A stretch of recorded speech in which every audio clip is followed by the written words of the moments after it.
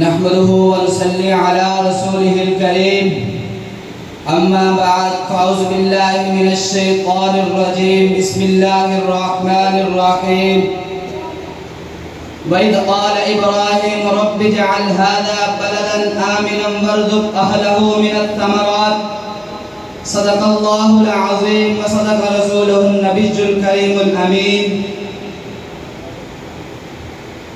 خدا کرے میری عرض پاک پہ اترے وہ فصل گل جسے اندیشہ زوال نہ ہو۔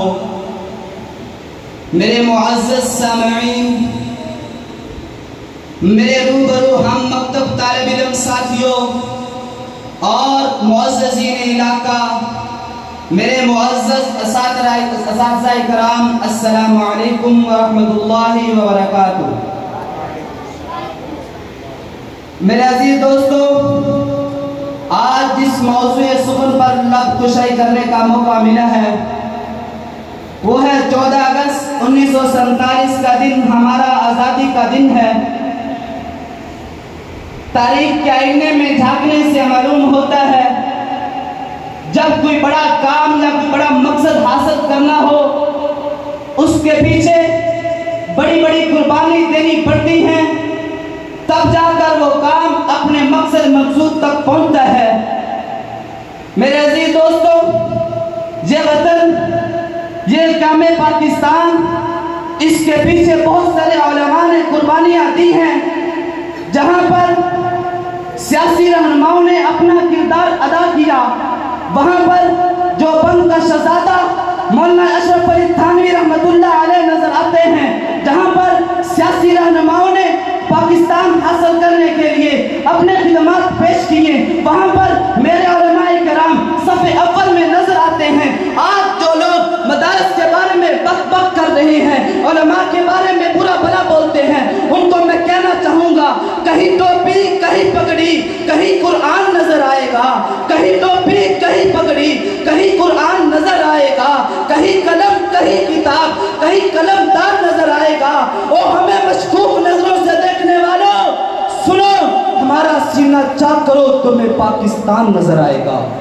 میرے عزیز دوستو، یہ وطن کس بنا پہ حاصل کیا گیا ہے؟ اس وطن کے پیچھے بہت سارے علماء کرام نے قربانیاں دی ہیں۔ سب سے پہلے آزادی کا نعرہ شاہ ولی اللہ نے اپنے دور میں لگایا۔ انہوں نے افغانستان کے بادشاہ احمد شاہ ابدالی کو خط لکھ کر مسلمانوں کے معاملے میں مدد چاہی، چنانچہ افغانستان کا بادشاہ احمد شاہ ابدالی پانی پت کے میدان میں آ کر ہندوؤں کو شکست دی۔ اسی تسلسل کو لے کر شاہ ولی اللہ آئے، سر سید احمد شہید آئے، مولانا ابوالکلام آزاد آئے، سر سید احمد شہید آئے، علامہ ظفر احمد عثمانی، شبیر احمد عثمانی اور قائد اعظم محمد علی جناح اور علامہ اقبال کی ان تک لاکھوں قربانیوں کے بعد اللہ تعالیٰ نے جو ہمیں بدل دیا ہے، اس کو دنیا پاکستان کے نام سے یاد کرتی ہے۔ یہ ہے ہمارا پاکستان۔ لیکن دیکھیے، اس کو حاصل کرنے کے لیے کتنی ماں نے اپنے لختے جگر قربان کر دیے، کتنی بہنوں نے اپنے بھائیوں کو قربان کر دیا، تب جا کر یہ وطن ہمیں حاصل ہوا ہے۔ آج اس گئے گزرے دور کے اندر ہمیں اب پاکستان کے اندر لا الہ الا اللہ کا نظام کرنا مشکل ہو گیا ہے۔ میرے بھائیو دوستو، یہ وطن کس بنا پہ حاصل ہوا ہے؟ یہ لا الہ الا اللہ کے نام پہ حاصل ہوا ہے۔